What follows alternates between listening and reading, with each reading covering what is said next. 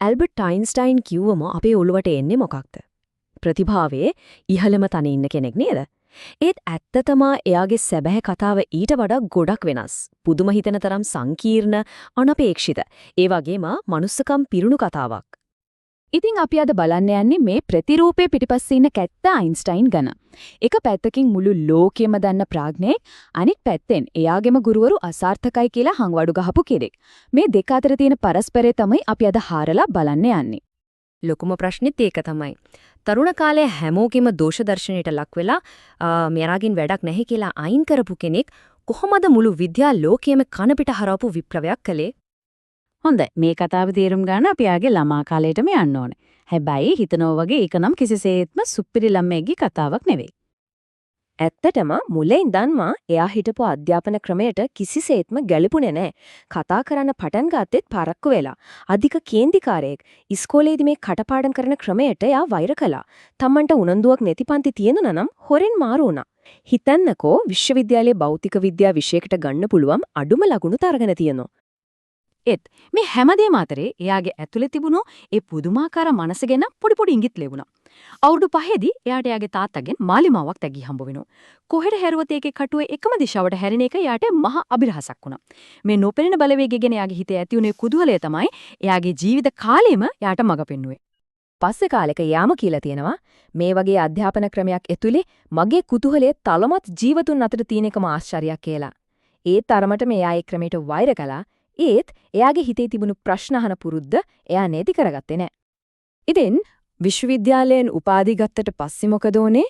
එයාගේ මේ කැරලිකාර ගතියයි ඒ තරම් හොඳ නැති ප්‍රතිඵලයයි නිසා එයාට කිසිම අධ්‍යයන රැකියාවක්, ඒ කියන්නේ ගුරුපත් වීමක්වත් හොයාගන්න බැරි වුණා. එයා එක දිගටම තැන් වලට ආයුධම් කළා, හැම එකක්ම ප්‍රතික්ෂේප වුණා.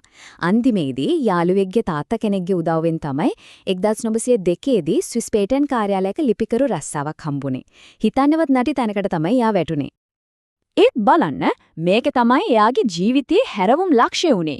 පිටතට පේන්නේ අසාර්ථක වීමක් වගේ වුණාට එයා පස්සේ කාලෙක මේ පේටන්ට් ඔෆිස් එකට හැඳිනුවේ මගේ සුන්දරම අදහස් බිහි කරපු ලෝකෝත්තර ආරාමය කියලයි. මොකද මේ රස්සාව නිසා එයාට හිතන්න ඕන තරම් නිදහස් වෙලාවක් සහ මානසික නිදහසක් ලැබුණා. ඊට පස්සේ තමයි ඒ ආශ්චර්යය සිද්ධ වෙන්නේ. 1905 අවුරුද්දේදී තාමතර පේටන්ට් ලිපිකරු විදියට වැඩ කරන ගමන්ම එයා විද්‍යා ලෝකය කම්පා කරන අදහස් ගොන්නක් එකපාරටම එළියට දැම්මා. මේ 1905 අවුරුද්ද විද්‍යා ඉතිහාසය හඳුන්වන්නේ ඇනස් මිරාබිලිස් නැතම් ආශ්චර්යමත් වසර කියලා. ඒකට හේතුවත් පුදුම හිතෙන දෙයක්.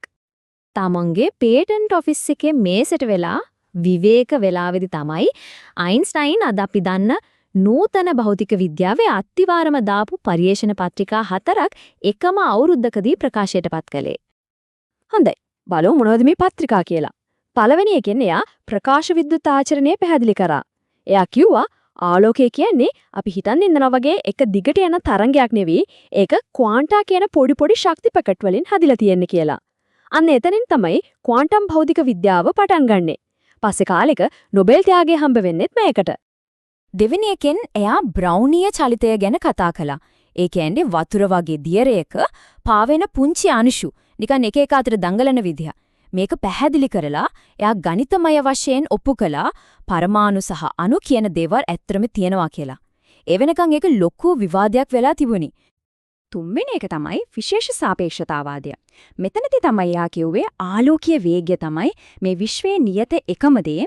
අනිත් හැමදේම අවකාශය, කාලය, ඒවා නිරීක්ෂකයා අණුව වෙනස් වෙනවා. ඒ කියන්නේ සාපේක්ෂයි කියලා. මේ අදහසින් අපි කාලයයි අවකාශයයි දිහා බලපු විදිහ සම්පූර්ණයෙන්ම වෙනස් වුණා.